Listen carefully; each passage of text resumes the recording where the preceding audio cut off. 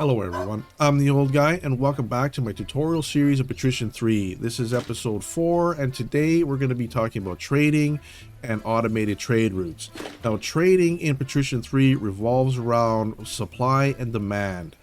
You buy goods from a town that produces them at a lower price and you sell them to a town that doesn't produce them for a profit. That is generally what you're going to be doing. So to start off with, let's take a look at Visby and what they produce. So if you click on the town information here, you can see that Visby produces cloth, honey, pottery, wool in an effective manner and can also produce bricks, grain, and hemp at a lower capacity. So you'll get more of these than you will of these. Now let's take a look at another town, and if you do not have a warehouse in that town, you can just left click on it and you can see what it produces. Stockholm here produces iron goods, pig iron, timber, whale oil at an effective manner, and fish, leather, meat, and pottery in a lower sense. So we could set up a trade route between Stockholm and Visby. In Visby, we buy the cloth, let's say, and then in Stockholm, we can sell the cloth and we can buy iron goods in Stockholm, and then we can sell those iron goods in Visby. So that's an example of a very basic trade route. Now, to start trading, let's look at the trading towers here in the harbor. This opens up the trading goods window, and here are all the goods that are available in Patrician 3. Here is the amount of stock that the town has, and here is the size of the goods. There are 10 barrels in size will equal one load. So these are loads and these are barrels, and the load is 10 times larger than a barrel. Here is the buy price. Here is the sell price, and if I buy some of this, you can see that now in my office we have 2 loads of bricks, and the average price that I paid for those 2 is 98 gold. We can do the same with any of these, and then we can also sell them back. So this is how much we have in stock, the size of it again, and then the average price of what we have purchased. Up here is the amount of barrels that Visby has on stock. We have 21 barrels in stock, and our office can hold 500 barrels. And 21 comes from, remember that these are 10 barrels, so that's 21. So that explains the trading goods window. Now to continue, we need to ship here. And I'm going to load up another game, and then we're going to take a look at what we can do with a ship. So now that I have a ship in harbor here, we can highlight that ship to bring them up here. And you can see that I have all of these goods in my cargo hold, and here is how full my cargo hold is, and it can hold a maximum of 150 barrels. So if we have the ship highlighted and then we click on the trading crane, it opens up this menu and it opens up the trading goods menu. So right now we are highlighted, we are selling from the town and the ship between these two. So you can see we're selling from the town and the ship. So either we can buy from the town or we can sell from the ship to the town. Now this one is the ship and the trading office. So we are moving items from our ship to our trading office back and forth. And you can see that I have some supplies in my trading office, and we have a bunch of stuff in our cargo hold here. Let's move everything that we have into our warehouse. Here I can click on 5 and we can do 5 at a time. Here's 50 at a time, and here is max and move everything over.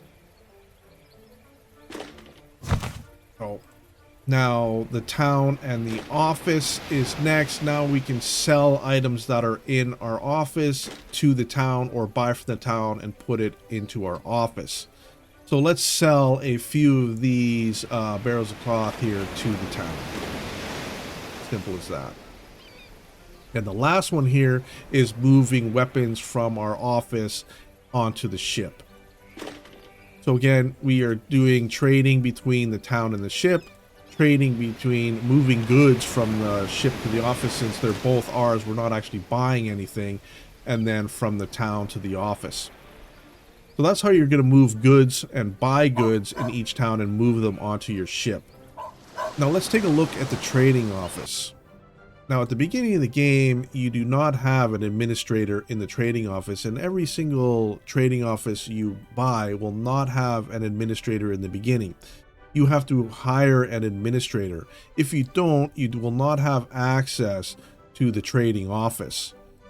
So let's employ an administrator right now. He has a daily cost. At the beginning it's 10 gold, but that will go up depending on the experience the administrator has. Let's employ this person. And let's take a look at the trading office itself. Now this window is a lot of detail. First, there is a list of all the goods that are available in the game. Second, this symbol here means that the administrator is going to ignore the good. You can click on it, and the first option is you can buy it from the town.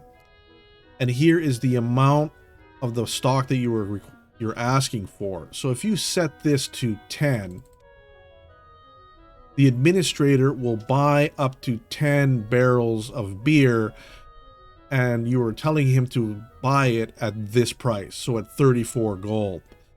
So if the price of beer in town goes below 34, the administrator will buy as much as he can, up to 10. Now, the second option here is sell to the town. So if we have this set to 0, the administrator will sell everything, leave none in stock, at this price. Now you can raise and lower the price here as you see fit. If you have a number here, let's say 5, the administrator will sell down to 5, but will stop selling at 5, so you have a stockpile there. Now this button right here can be a little difficult to understand, so I'm going to read the definition right from the game manual. This option allows the trading office manager to ensure that your ships traveling a particular trade route, that is the automated trade routes that we're going to take a look at later in this episode, do not empty the trading office. This is important for goods that are needed for production. To store goods, set the quality required and mark the circle next to the amount. Ships on trade routes now won't be able to take any goods below the set amount.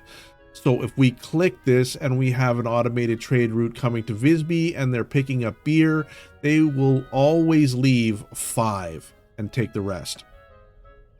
So now that we've gone over the basics here, and we can do this for every single one of these. So now that we have the general understanding about how to trade and having your ship pick up goods and sell them for a profit in another city, now let's talk about automated trade routes. To have an automated trade route, you need at least 1 ship or a convoy and a captain. And if you create a convoy, you need at least a 10 gun rating. Right now we just have 1 ship here, but there's really no difference between a convoy and a ship. They act exactly the same. And let's click on the auto trade. That's what we're most interested in. Now there is a lot of stuff that we can do here, but I'm going to go through the basics of it and get you started, and then I will show you how I run my trading route and tips and tricks in later episodes. So let's select a town and let's create the trading route that we were talking about earlier. Let's buy cloth from Visby and sell it in Stockholm to start with. So let's pick Visby, and we're going to click goods here, and we are interested in cloth. Now here's a list of all the goods again. Now you can move these around by dragging them. Now let's move the cloth to the top, but you can move it around. And that means the priority is higher to the top. So the first one here is top priority, and then all the way down. So if the ship runs out of space and you have wanted to buy lots of stuff, it will stop as it's going down the list. So the bottom one is the dead last. So we're interested in cloth though. So let's click this. This means to ignore cloth. The captain's going to ignore it for now. If we click it once, it's buy from town. If we click it again, it's sell to town. then it's transfer from the office to the ship, and then it's transfer from the ship to the office. So what we want to do is we want to buy, let's say we want to buy 10 cloth in Visby for, let's go 300 and, no, let's go 300 here. For 300, you can change the prices. And we'll press OK. Now we want to select another town, and we want to pick Stockholm, and we're going to go for the goods here, and we're going to move cloth up to the top since we want to deal with cloth first, and we want to sell 10 cloth. And let's say we're going to sell it at 350. So that's 50 gold profit at the minimum. So we are going to buy 10 cloth in Visby for 300. We're going to sail to Stockholm, and we are going to sell that cloth, 10 of the cloth, for 350. Just press that, okay? And now we have the representation here. Now this button means that you can dock in town. So right now it's going to dock in Visby, and then it's going to Stockholm, it's going to dock, and then it's going to go back to Visby, and it's going to continue that process until it either destroyed or you stop it. You can click on this, and the next option you can do is use for repair. Since there is a shipyard here and Visby is our hometown, let's tell the captain that if the ship gets below 90 to stop and repair. Now the next option here is don't dock in town. So let's say you have more than just 2 towns and you want to avoid one of those towns, you can click on this, don't dock in town. Let's say there is a plague or something happening, you don't want to spread the plague to your crew and other towns, you can click on that. But let's leave this to dock in Stockholm, do your thing, and dock in Visby and repair if you get 90 or below. So let's press active here and let's watch what happens.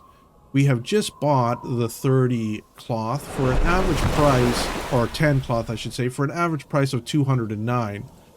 And if we watch, you can see that we are headed to Stockholm and cloth is needed.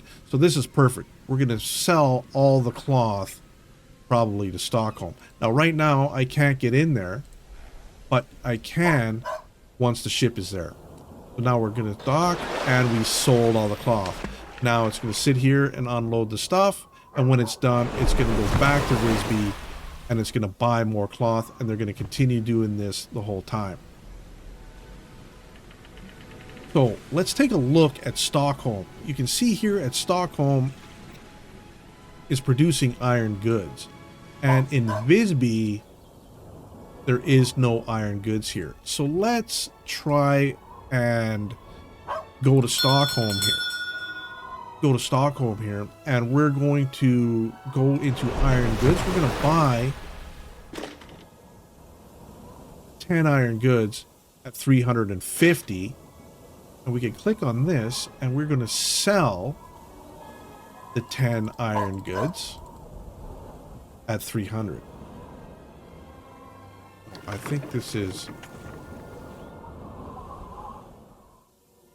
we're going to buy 10 at 350, and we're going to sell, we're losing money, you see, we're losing 50. Let's sell at 400 and see what that does. Now this one right here, we can change all of them if we wanted to, but what we want to do is we want to buy 10. It remembers your last entry, by the way, and we also want to sell 10 at 400. This we can set it at 10, or we can set it at 0. We want to do 10 and 10 here, and then we can undo all the changes and we can exit here. So let's watch now is what happens. So far when we're talking, we picked up 13, and now we have 20 iron goods. It is heading to Visby.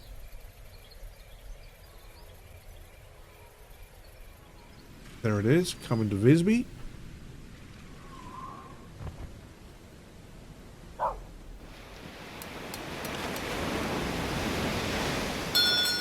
let's see what happens here. We have sold 10 iron goods. We've picked up some more cloth.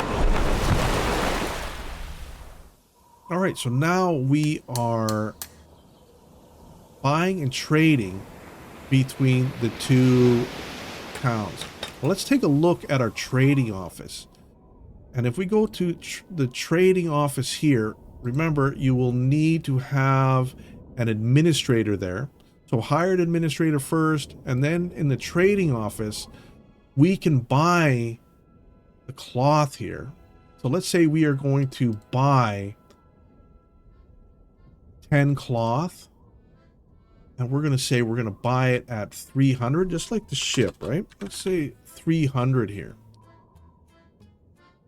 So now we have the administrator in our town buying the cloth for us. So that means the captain here does not have to buy the cloth from the town anymore. Let's tell him to transfer from the office 10 and see what happens. So we have 24 cloth and 10 iron goods. So the cloth is now building up because if we don't sell, we're buying more than we can sell. Let's watch. It's headed into Stockholm here. You can see some competitors heading in there right now. How much cloth are we selling? We're not selling any here now. We do pick up another 10 iron goods. So we are now getting a stockpile of cloth. So what can we do to make sure that our ship doesn't get fully stocked up? Let's add another town here of Visby. And after the buying and or the picking up, so first we're gonna pick up the cloth. Let's worry about cloth first. We're gonna pick up cloth. But for this one, we're going to change it. Let's transfer all the cloth into Visby. Transfer all the cloth into Visby, and in this one, we are going to pick up 10 cloth. And then we're going to go to Stockholm and try to sell it, and then it's going to come back to Visby. Let's take a look at what happens. We have 31 cloth here. And you can see if we keep going with this trade route that it will fill up maximum. So let's see what happens when we dock here. We're going to watch cloth. So hopefully we're going to dump all the cloth, and then we're going to pick up 10. And we're going to pick up 10. So there now that is controlling our cloth purchases, our cloth carrying in our ship. So let's go into the trading office again. And you can see that we are having we are keeping a stock. We're buying up to 10. And if we have more than 10, we don't buy anything. And if we look at the stock of goods here, we have 71 cloth in our warehouse right now. Now, I had a little bit of cloth in there before. That is not all from this example, but here's a 71. So now we are not buying any cloth from the town until we start to sell some of this. So let's see what happens. We are not selling the cloth. Stockholm, it's a little bit too expensive. So let's go into Stockholm here and let's lower the price to 325. Now we can't go in to check the prices because we don't have any sort of we don't have a ship or a warehouse there. You can see that now we're getting a stockpile of iron goods as well. So let's take a look at that. How can we solve that problem? So here we are now selling the goods to the town. Let's say we're going to dump all of these into the warehouse, right? And then we're going to pick up from the warehouse 10. So now let's go into our, we're still at 71 because the price is too high. But now let's say we can sell to the town everything and let the manager here do the selling. So now let's watch. We're going to pick up 10 of each. Let's look at our stockpile. We have 62 and now we have 31 iron goods in here. We're going to sail up and see what happens. See, there's a little bit of a mistake. We shouldn't even be carrying the iron goods because we're not actually selling them to Stockholm. Hopefully we can sell some cloth. Yes, we sell some cloth and we pick up 20 more iron goods. So we're not actually selling any of the iron goods. So we have a kind of a wasted move here. Let's just ignore the pickup and let all the sales happen from our trading office here. Now let's take a look at our stock of goods. See, we are selling the iron goods. Let's leave it on this page until the ship comes in. There you go. It's dropped off to 20 and it's going to pick up 10. And then it's going to go back to Stockholm and try to sell those 10 cloth. And you see the manager now sold the iron goods to the town. So there is a very brief overview of how the automated trade routes work. There is a lot of stuff that you can do here, and I'm going to make some tips and tricks videos in the future explaining how I do things and ways of handling your trade emperor, especially when it gets very large. These can become very complicated. The file button here allows you to save and load auto trade routes. I've got a whole bunch here. So if you make a really good one, save it and you can load it in a different game. So that's the end of today's episode. Thanks for stopping by and we'll see you soon.